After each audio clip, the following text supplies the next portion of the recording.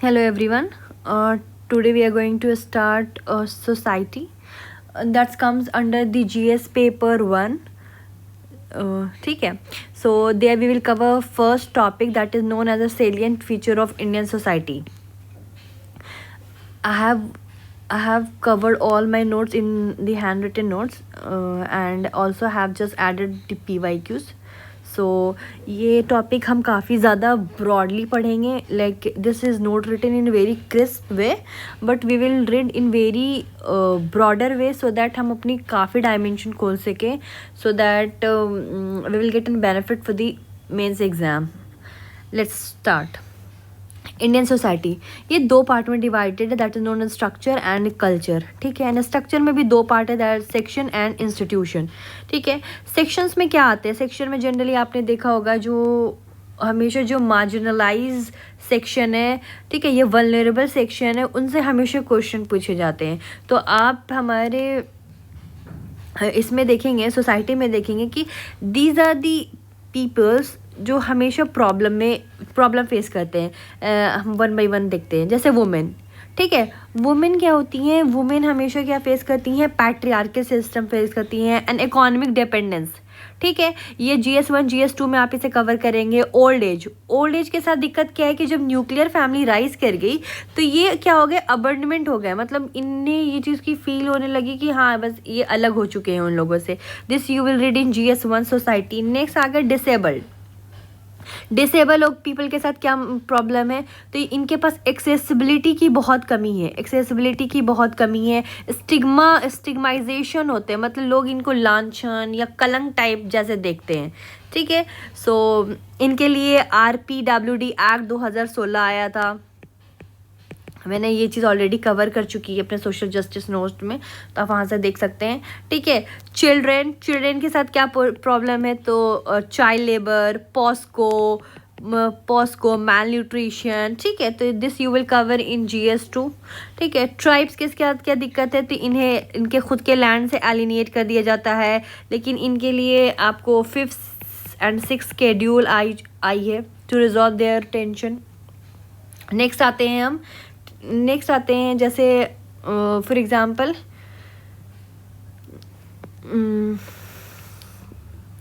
आपको मैं आगे धीरे धीरे नेक्स्ट आगे पढ़ाती जाऊंगी. आपको एक एग्जांपल बस इतना बता दूं कि जैसे जब फैमिली इंस्टीट्यूशन, जैसे ये सारे इंस्टीट्यूशन है, ठीक है, और जब इंस्टीट्यूशन काम नहीं करेंगे, ठीक है, तो इस तरीके की जो सेक्शंस है ये और ज़्यादा अपने आप को ब्रेक डाउन फील करती है. फॉर एग्जांपल आप फैमिली के साथ समझ लीजिए. दिस इंस्टीट्यूशन आर को रिलेटेड विद दिस सेक्शन. मैं आपको समझाऊंगी कैसे. जैसे फैमिली, अगर फैमिली ने साथ नहीं दिया, जैसे न्यूक्लियर फैमिली हो गई, तो इंस्टीट्यूशन अगर ब्रेक हो गई तो जो ओल्ड एज पीपल है ना, दे सफ़र दिस. इसीलिए इनको maintenance and welfare of parent act 2007 की ज़रूरत पड़ने लगती है. ठीक है. Maintenance of welfare of parents act 2007. Next आते हैं इंस्टीट्यूशन में सबसे पहले बात करते हैं हम आपको फॉर एग्जांपल जैसे मैरिज. ठीक है. फैमिली का मैंने बता दिया कि फैमिली के साथ क्या इशू है. अब आते हैं मैरिज में क्या दिक्कत है? मैरिज अगर सही से फंक्शन नहीं करेगी तो मैरिज के साथ भी बहुत सारे प्रॉब्लम आएंगे. फॉर एग्जांपल जैसे चाइल्ड मैरिज हो गया. ये चीज़ कहाँ? राजस्थान, बिहार में 14 से 15 साल की लड़कियों की शादी जल्दी कर दी जाती है. ठीक है. इसके लिए सोल्यूशन क्या आया? इसके लिए सोल्यूशन आया PCMA, protection of child marriage act 2006. ठीक है. पॉस्को आया 2012. नेक्स्ट डाउरी सिस्टम है. मैरिज के साथ प्रॉब्लम. डाउरी सिस्टम आप हमेशा देखेंगे कि 7,000 प्लस डॉरी डेथ हर साल देखी जाती है. इसके लिए सोल्यूशन क्या आया? इसके लिए आया डॉरी प्रोहिबिशन एक्ट 1961. ठीक है. नेक्स्ट आते हैं आपको कास्ट इंडोगैमी में कि सेम जात में ही शादी करो. ठीक है. इसके लिए आया क्या? सोल्यूशन में क्या आया कि intercaste marriage initiative I, Ambedkar scheme. ठीक है. नेक्स्ट आते हैं ट्रिपल तलाक. तो ये सारे इंस्टीट्यूशन है ना, इस सेक्शन से काफ़ी को रिलेटेड है. अगर इंस्टीट्यूशन ही काम नहीं करेगी तो ये लोगों को सब फेस करना पड़ेगा प्रॉब्लम. तो अब आते हैं जैसे ट्रिपल तलाक. एक एग्जांपल ले लीजिए ट्रिपल तलाक। ट्रिपल तलाक में आपने हमें देखा होगा कि मुस्लिम वुमेन की इंस्टेंट डिवोर्स हो जाती थी। इसके लिए सोल्यूशन क्या आया, Muslim women protection act 2019, Muslim women protection act 2019।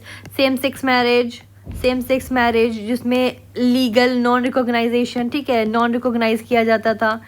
तो आपको नवतेज सिंह 2018 केस में इस चीज़ को लीगलाइज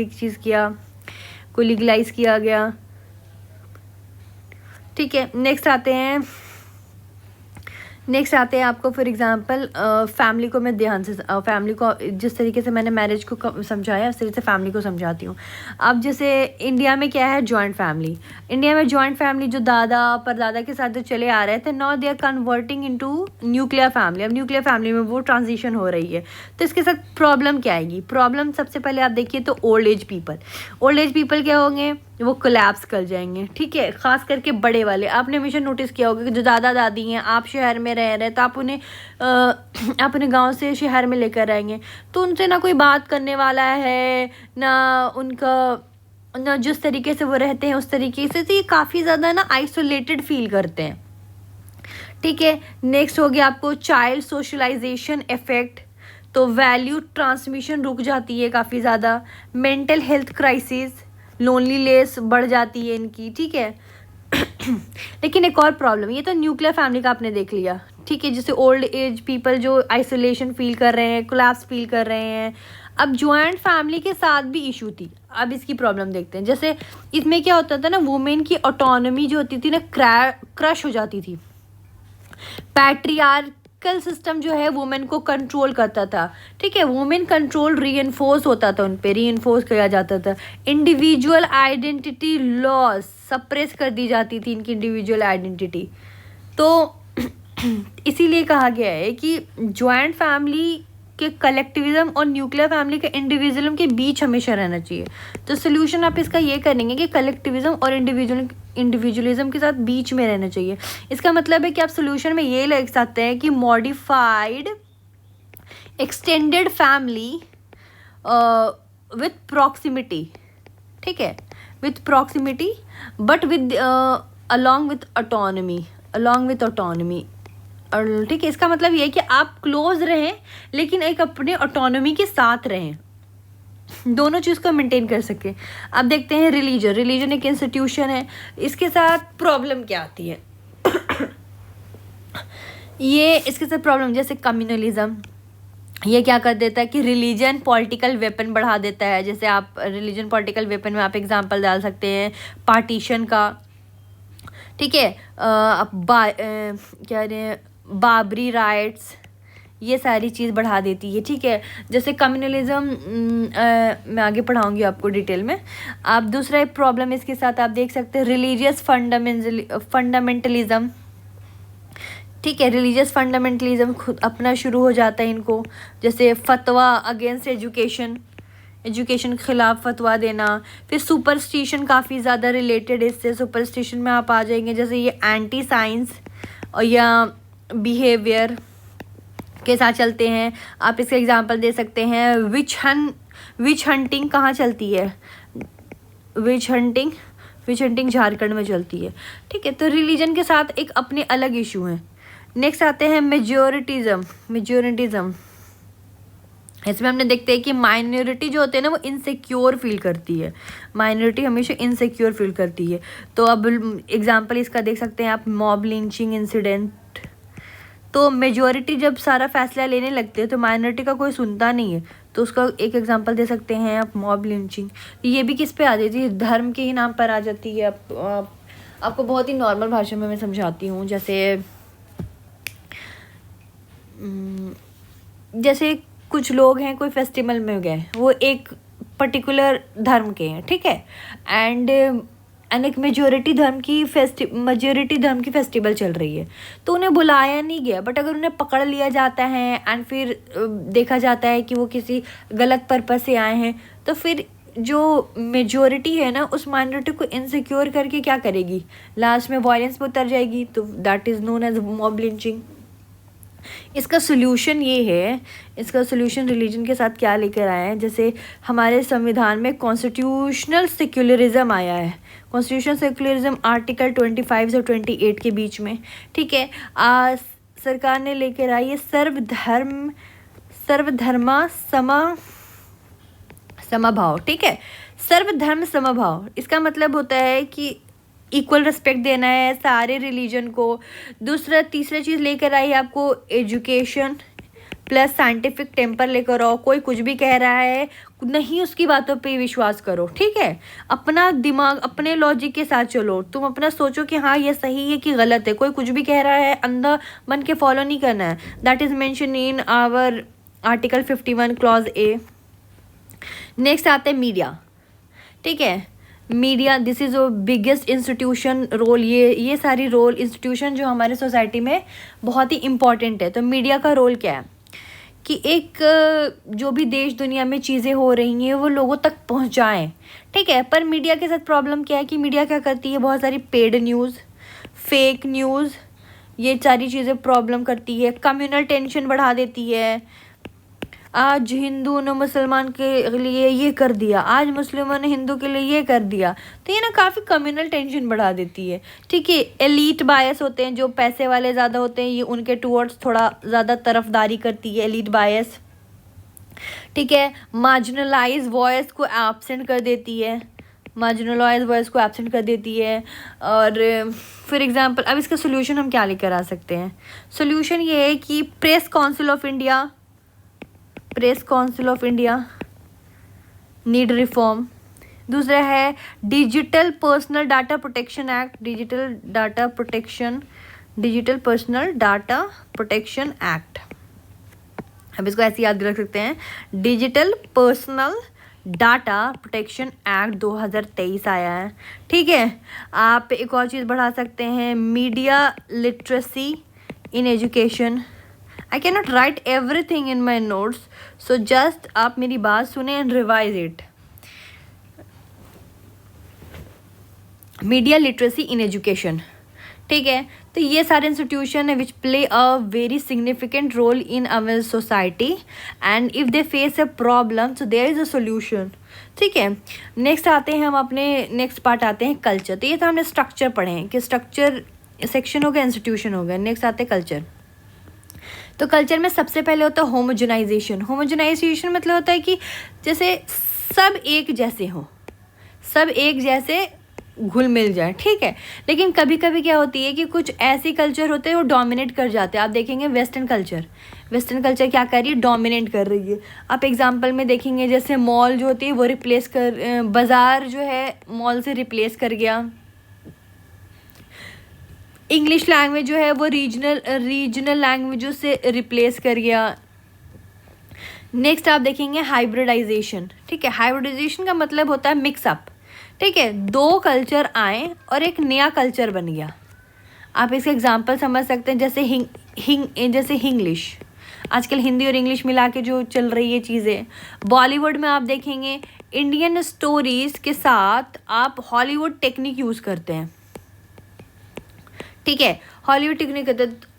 नेक्स्ट आप देखेंगे क्यूजीन, ठीक है। तो फ्यूज़न क्यूजीन चल रहा है आजकल। आप देखेंगे पिज़्ज़ा या बर्गर, उसमें इंडियन तड़का लग रहे हैं। तंदूरी पिज़्ज़ा ये मिलता ही नहीं होगा फॉरेन में, ठीक है।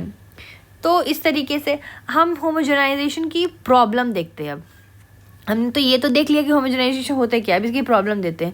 जैसे प्रॉब्लम ये है कि जो हमारे लोकल कल्चर है, हमारी क्राफ्ट्स हैं, हमारे लैंग्वेजेस हैं, ये डाई हो रहे हैं, ख़त्म हो रहे हैं, ठीक है। आप इसमें एक चीज़ देख सकते हैं कि कम से कम हमारी जो 1600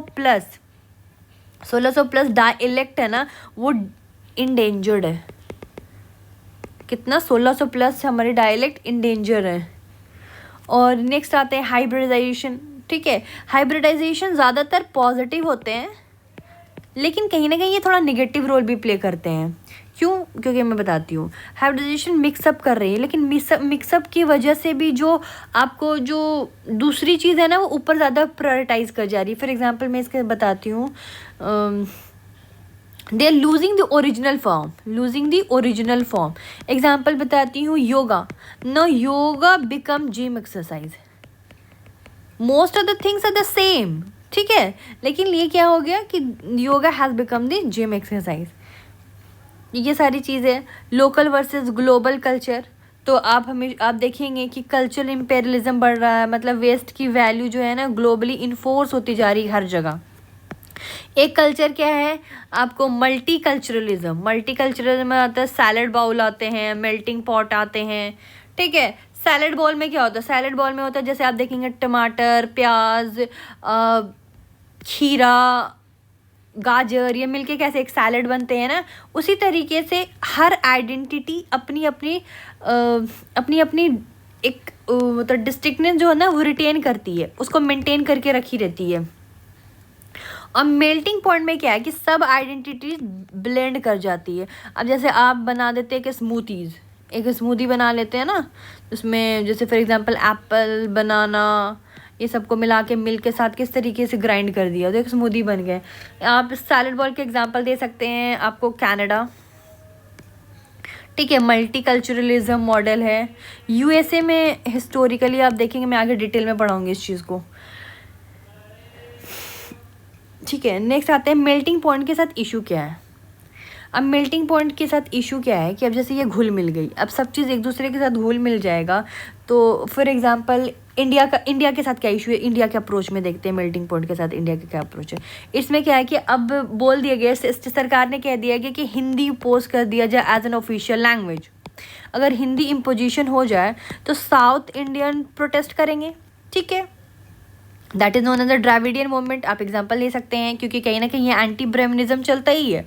अगर one nation and one culture हो जाए तो ट्राइबल आइडेंटिटी तो पूरी एक्सटेंड हो जाएगी ट्राइबल आइडेंटिटी। नेक्स्ट आ जाए यूनिफॉर्म सिविल कोड। इससे क्या हो जाएगा, क्योंकि जो यूनिफॉर्म लॉज है ना वर्सेस प्लूरल पर्सनल लॉ, जैसे हिंदू मुस्लिम के जो पर्सनल लॉज चलते हैं, तो ये कहीं ना कहीं थ्रेट में आ जाएगी। इसीलिए आप एक पॉइंट लिख सकते हैं कि कहीं ना कहीं जो India's civilization strength does not lie with the homogenizing diversity, ठीक है, does not lie in the homogenizing diversity की इसको ज़रूरत नहीं है, but in celebrating salad bowl model और mosaic model, and mosaic model, each sub ingredient retain its flavor while contributing to a wholesome whole, ठीक है। ये कहीं ना कहीं अलग होकर भी अपनी जो फ्लेवर है ना, अपनी जो खुशबू है, अपनी जो टेस्ट है, वो एक साथ जोड़ के रखी है। So you can write this in a conclusion, अगर ये पॉइंट कभी लिखना चाहें तो। Listen, I have not written everything in a very good handwriting as now I'm explaining you all, but you listen to me, analyze what I'm saying and just write it in your notes or next आते हैं salient feature of Indian society. Salient feature Indian society की क्या है, ठीक है। कहीं ना कहीं ये सारी हमारी फीचर्स हैं इंडियन सोसाइटी की, लेकिन इनके साथ भी कहीं ना कोई प्रॉब्लम होगा और प्रॉब्लम के साथ सोल्यूशन भी होगी अगर ये मिसमैनेज हो गया तो पहले देखते हैं इंडियन सोसाइटी का सबसे बड़ा फीचर क्या है कि डाइवर्सिटी। हमारे देश में डाइवर्सिटी बहुत बड़ी, हम अलग अलग डाइवर्स के, मल्टी एथनिक है, मल्टीलिंगुअल है, ठीक है, अलग अलग कल्चर हैं, अलग अलग लैंग्वेजेस हैं। दूसरी है कास्ट सिस्टम। आप तो देखेंगे इतने सारे कास्ट सिस्टम तो दुनिया में कहीं नहीं मिले होंगे जितने इंडिया में। Joint family is the major role play करती है हमारे इंडियन सोसाइटी के एक फैमिली बॉन्ड बनाने में। सेक्युलरिज्म में क्या है कि हम वेस्टर्न सेक्युलरिज्म से बिल्कुल अलग है। कहीं ना कहीं इसमें हमने हमारी सरकार जो इंटरवीन करती है ताकि जो माइनॉरिटीज़ रिलीजन हो, जो माइनॉरिटीज़ हो ना, उनको कहीं ना कहीं हम ऊपर उठा सकें। कल्चरल लैग, कल्चरल सिंक्रेटिज्म, ठीक है, पैट्रियार्की, ये सारी सेलिएंट फीचर इंडियन सोसाइटी की। स्पिरिचुअलिटी एंड मटेरियलिज्म, ठीक है। अब वन बाय वन करके पढ़ते हैं। ये तो हमने देख ली है। अब कहीं ना कहीं इसके हम थोड़े प्रॉब्लम भी देख लेते हैं। प्रॉब्लम क्या है कि अगर ये मिसमैनेज, जैसे फॉर एग्जांपल आप आते हैं लिंग्विस्टिक का, लिंग्विस्टिक के साथ आप देखेंगे कि लैंग्वेज पॉलिटिक्स बहुत चलती है, ठीक है। Language politics, medium of instruction, आप इसके एग्जांपल दे सकते हैं एंटी हिंदी एजिटेशन 1965। आप द्रविडियन मूवमेंट इसका एग्जांपल दे सकते हैं मल्टीलिंगुअल का। आप एक और चीज़ देख सकते हैं, जैसे 1956 में Andhra Pradesh is the first linguistic state जो बना था, ठीक है। तो ये चीज़ हो जाती है। नेक्स्ट होता है एथनिक। एथनिक की क्या है कि एथनिक कॉन्फ्लिक्ट में आप देख सकते हैं नॉर्थ ईस्ट इंसर्जेंसी, जैसे नागालैंड वाले खड़े हो जाते हैं कि हमें अलग करो, हमारी अपनी अलग एथनिक है, हमारी अलग कल्चर है। एथनिक जैसे तो नागालैंड वाले जो है ना, they mostly follow the westernisation, ठीक है।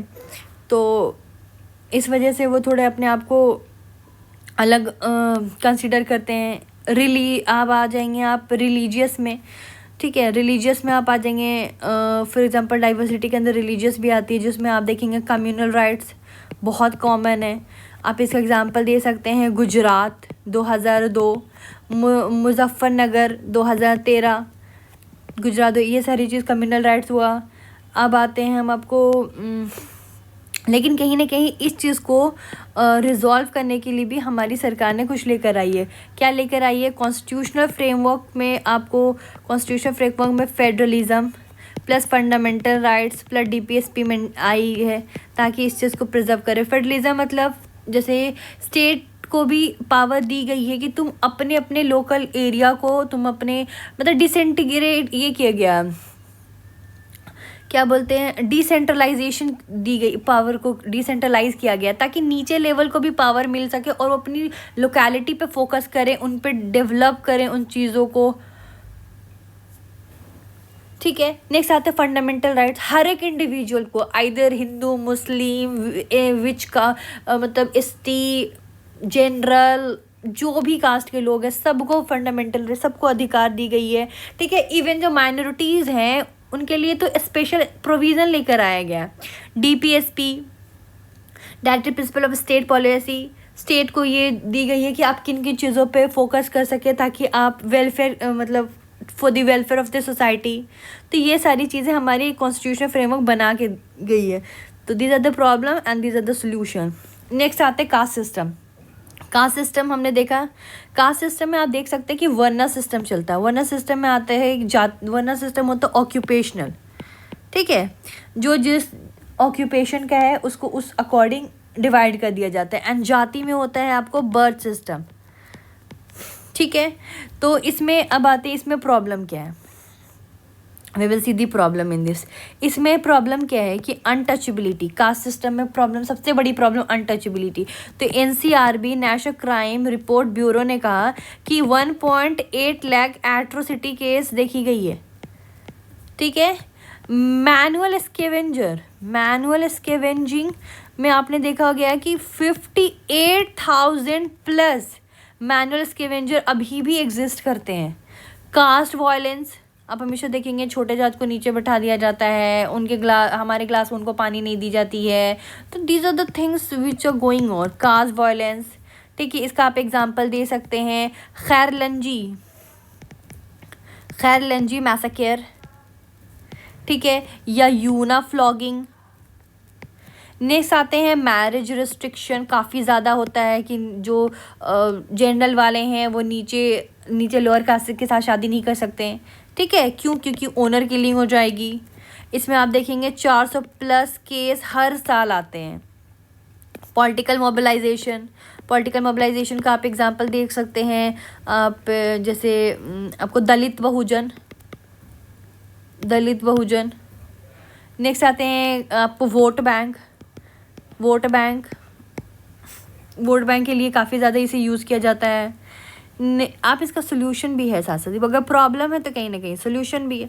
सोल्यूशन ये है कि एस टी एस सी को ऊपर लाने के लिए क्या आया है, प्रिवेंशन ऑफ एट्रोसिटीज़ एक्ट 1989, इसको अमेंड किया गया है 2018 में।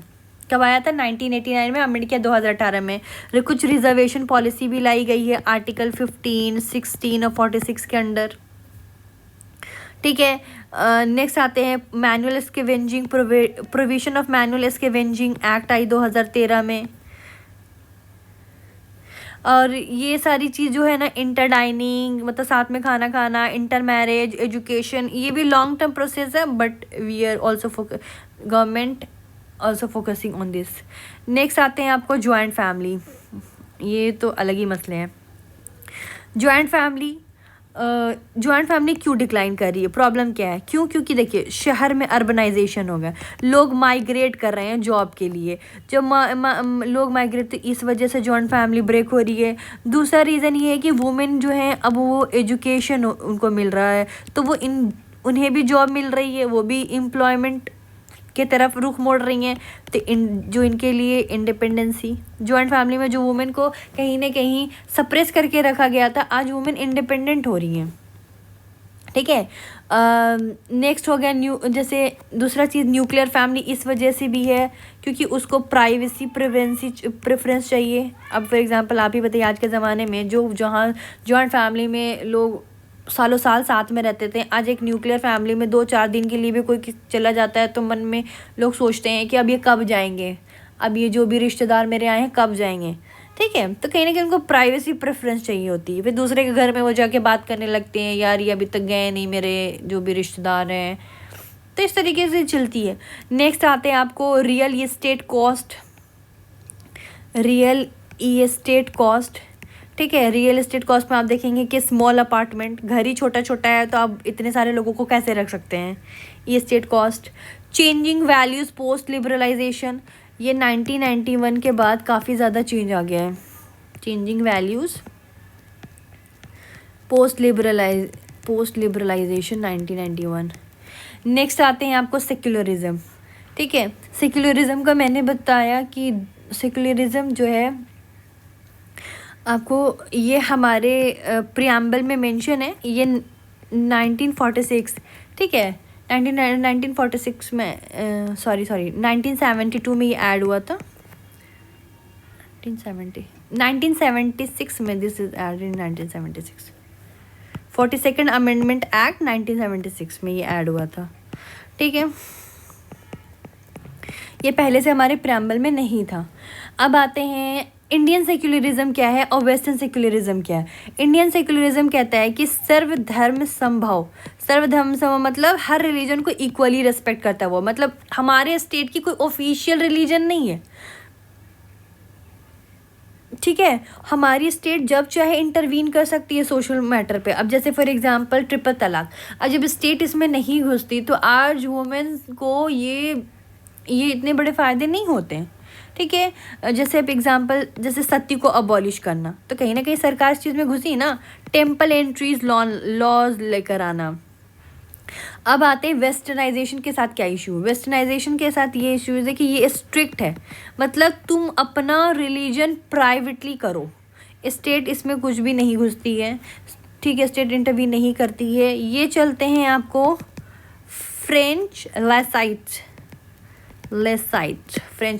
ठीक है, अब इंडियन सेक्युलरिज्म, ये सारी चीज़ें आपने देख ली कि व्हाट इज इंडियन सेक्युलरिज्म। अब कहीं ना कहीं इंडियन सेक्युलरिज्म के साथ इश्यूज भी है। इश्यूज क्या है कि स्यूडो सेक्युलरिज्म एलिगेशन का मतलब होता है minority appeasement. Pseudo secularism allegation, minority appeasement. दूसरा चीज़ क्या है कि कम्युनलाइजेशन ऑफ पॉलिटिक्स। कोई ऐसी, जैसे अब सरकार घुसती है तो बहुत सारे ऐसे पॉलिटिशियंस हैं जो कम्युनलिज्म की तरह सोचते हैं और लोगों को भड़काते हैं। ठीक है, वो रिलीजन के बेसिस पे वोट मांगना शुरू कर देते हैं, तो ये अपना फ़ायदा उठाते हैं। ठीक है, तो this the problem is the communalisation of politics, religion use for vote. Next आते हैं जो मेजोरिटेरियन है ये प्रेशराइज करती है माइनॉरिटीज़ को, उनका सुना जाता है जो मेजोरिटी में जो बोले जाते हैं, तो मेजोरिटेरियन प्रेशराइज ऑन माइनॉरिटीज़। आप एक केस डाल सकते हैं, जैसे SR बोम्मई केस है ना, जिसमें 1994 इसमें कहा गया कि सेकुलरिज्म एक बेसिक स्ट्रक्चर है, you can not amend this secularism. ठीक है, नेक्स्ट आते हैं कल्चरल लैग। कल्चरल लैग के बारे में किसने कहा था? कल्चरल लैग के बारे में कहा था? William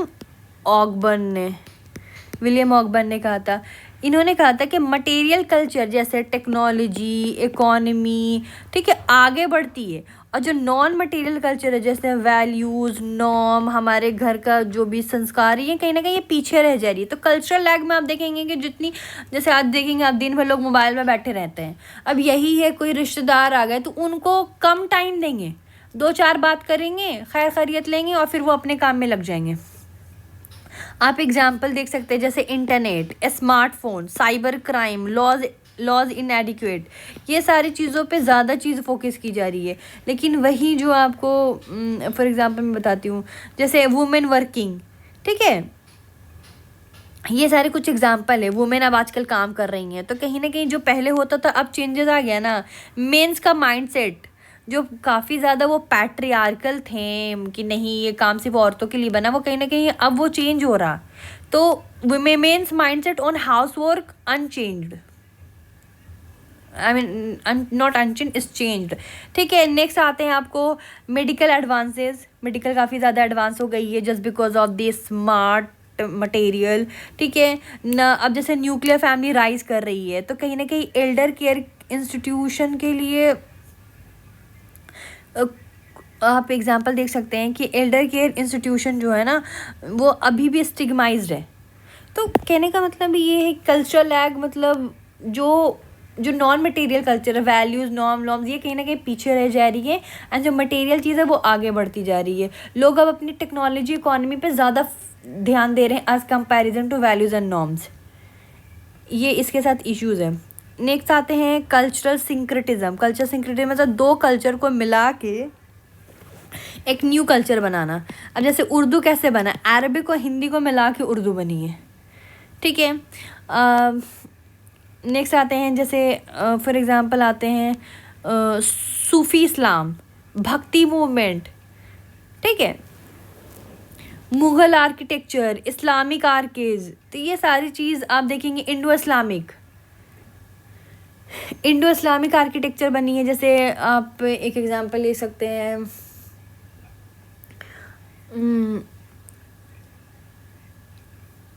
क़ुवातुल Islam, that is an Indo Islamic architecture. आप आजकल देख रहे होंगे कि इस तरीके का ना मेहराब बना हुआ, ठीक है, दिस इज़ कॉल्ड मेहराब। तो ये आया था आपको इस्लामिक, अब इस्लामिक था और बनाने वाले कौन थे आपको इंडियन।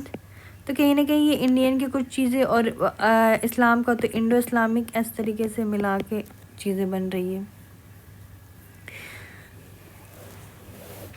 आप ये देख लेंगे हिंदुस्तानी म्यूज़िक, ठीक है, इसमें पर्शियन इन्फ्लुएंसेस काफ़ी ज़्यादा है। नेक्स्ट आते हैं पैट्रियार्की में मैं बताती हूँ पैट्रियार्की में कैसे होता है। पैट्रियार्की में क्या होता है कि ऐसा सोशल सिस्टम जहाँ आपको जो मेन है ना, they hold the primary power, they hold the primary family in the family में भी, पॉलिटी में भी, इकोनॉमी में भी, कल्चर में भी, ये सब में क्या होता है, ये प्राइमरी होल्डर होते हैं, they hold the primary power. ठीक है, अब इंडिया में मैं पैट्रियार्की का बताती हूँ। इंडिया में पैट्रियार्की सिस्टम क्या है कि जैसे इकोनॉमिकली आप देखेंगे तो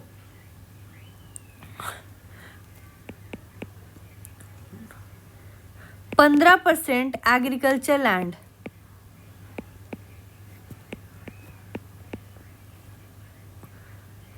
15% एग्रीकल्चर में लैंड में क्या होते हैं, वुमेन काम करती हैं, सिर्फ 15% में। सोशली आप देखेंगे तो सन प्रेफरेंस ज़्यादा है, ठीक है, जिस वजह से आपको फीमेल फ्यूटिसाइड हो जाती है, फीमेल फ्यूटिसाइड कि अरे यार दहेज वहेज देना पड़ेगा। ठीक है, कल्चरली इशू देखेंगे तो कल्चरली में आप देखेंगे सती, अगर हस्बैंड मर गया तो उसके साथ उसकी बीवी को भी जला दो। पर्दा सिस्टम, डाउरी, ठीक है। आप पॉलिटिकली पैट्रियार्कल सिस्टम देखेंगे तो आप देख सकते हैं कि वुमेन का सिर्फ 15% अधिकार है पार्लियामेंट में। लीगली आप देखेंगे तो पर्सनल और डिस्क्रिमिनेशन इसमें भी है कि आपको आधा बेटा बेटी को नहीं मिलते हैं। आप जैसे फॉर एग्जांपल अगर एक हिस्सा लड़का को प्रॉपर्टी में मिला तो इसका अगर 2 बहन तो इसका नॉट 1/2, इसका 1/4 मिलेगा लड़की को, ठीक है। तो जेंडर इनइक्वालिटी इंडेक्स काफ़ी ज़्यादा इंडिया में देखी गई है 2003 के डाटा के अकॉर्डिंग कि जेंडर इनइक्वालिटी इंडेक्स इंडिया में रैंक करता है 108/193 में, ठीक है। सोल्यूशन भी है कहीं ना कहीं, अगर ये प्रॉब्लम है तो there is a solution also. Solution क्या है? मैटरनिटी बेनिफिट एक्ट आया, बेटी बचाओ बेटी पढ़ाओ आया, सेल्फ हेल्प ग्रुप आया, वो वुमेन के इकोनॉमिक एम्पावरमेंट करने के लिए, एजुकेशन, चेंजिंग सोशलाइजेशन, ये सारी चीज़ आ रही है, ठीक है। नेक्स्ट आते हैं स्पिरिचुअलिटी एंड मटेरियलिज्म। इसमें क्या है कि जैसे पोस्ट 1991 लिबरलाइजेशन के बाद, ठीक है, कंज्यूमर कल्चर राइज हो गया, and traditional spiritual values Erode. Problem ये है कि जो consumer culture rise and traditional spiritual values Erode कर गई। अब जैसे इसका एग्जांपल देखते हैं। फॉर एग्जांपल जैसे कमोडिफिकेशन ऑफ फेस्टिवल। अब फेस्टिवल ना एक ड्रामा बन गया है, ठीक है, कि बस शॉपिंग करनी। अब उस फेस्टिवल में लोग 2-4 मिनट के लिए पूजा करने के लिए बैठेंगे, फिर अपने दोस्तों के साथ पार्टी शुरू। तूने ये ड्रेस लिया, वो लिया, तूने ये देखा, वो देखा। अब जैसे ईद का ही एग्जाम्पल ले लो, ये नहीं बोलेंगे कि हाँ तुम्हारी किस तरीका प्रेयर चल रहा है, तुमने प्रेयर में मतलब तुम किस शिद्दत से प्रेयर कर रही हो कि नहीं कर रही हो, but they will ask Eid के कपड़े ले लिया तुमने, ठीक है, ईद में क्या पहन रही हो। तो ये सारी चीज़ें जो है ना कहीं कंज्यूमर कल्चर जो है ना वो ज़्यादा बढ़ गया है। लोग आजकल कंपैरिजन करना, अच्छा उसके 5,000 के जोड़े बने, मेरे 2,000 के जोड़े बने, तो ये नहीं देख रहे हैं कि this is just a festival is related to the dharma. ये खुद को एक अच्छा फील कराने के लिए है। आपको 5,000 के मिले या 2,000 की चीज़ें मिले, you are getting an equal. तुम्हें भी मिल रहा है ना, एटलीस्ट जिन्हें नहीं मिल रहा तुम उन्हें देखो, ठीक है। तो कहीं ना कहीं अब ये ना एक ये बन गया है ड्रामा काइंड ऑफ। दूसरा आप देखेंगे, ठीक है, स्पिरिचुअल टूरिज़्म। अब योगा, बड़े बड़े इंस्टीट्यूशन खोल दिए गए हैं जिसमें आप बाहर से लोगों को बुलाया जाता है, योगा कराया जाता है और उनसे पैसे लिए जाते हैं। तो कहीं ना कहीं ये भी एक कमोडिफिकेशन ही हो गया है, ठीक है। स्पिरिचुअल के नाम पे टूरिज़्म को बुलाते हैं, ठीक है, और मेडिटेशन कराते हैं और उनसे ज़्यादा अमाउंट में पैसे लिए जाते हैं। तो कह सकते हैं आप meditation as a luxury, yoga और मेडिटेशन एज ए लग्जरी। आप इसमें एक और चीज़ देखेंगे, poor tribal communities versus Ambani wedding. तो एक पुअर ट्राइबल कम्युनिटीज़ है और एक अंबानी वेडिंग है। तो जहां अंबानी 5,000 करोड़ खर्चा करा और एक छोटे से लोग हैं जो 5,000 भी खर्च कर दे, बहुत बड़ी बात है। तो एक कंपैरिजन कर देता है और कहीं ना कहीं एक ये चीज़ ना अब थोड़ा जैसे अब जो शादी जिसने एक मतलब it's like a social bond, जिस बहुत ही आपको एक इमोशनल और सोशल बॉन्ड होता है, अब उससे ज़्यादा लोग देखते हैं कि जिनकी शादी में इतना खर्च हुआ, उनकी शादी में इतना खर्च हुआ। तो इस तरीके को ना ये पैसों को, चीज़ों को ज़्यादा बढ़ावा दे देते हैं। मटेरियलिस्टिक थिंग पे अब ज़्यादा ध्यान दी जा रही है। इसके साथ साथ कुछ पॉजिटिव पॉइंट भी है इसके।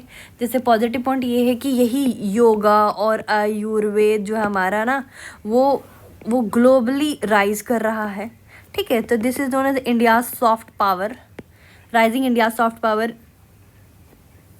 ग्लोबलाइजेशन होने के बाद भी इंडियाज रिटेन स्पिरिचुअल कोर, ठीक है। तो इंडियाज रिटेन स्पिरिचुअल कोर कहीं ना कहीं हम अपने इस जो हमारी इंडिजीनियस पहचान है, हम उसके साथ अभी तक जुड़े हुए हैं, डिस्पाइट बीइंग अ ग्लोबलाइजेशन। तो ये सारी चीज़ें थी। We will cover a next video in we'll cover a next topic in next video.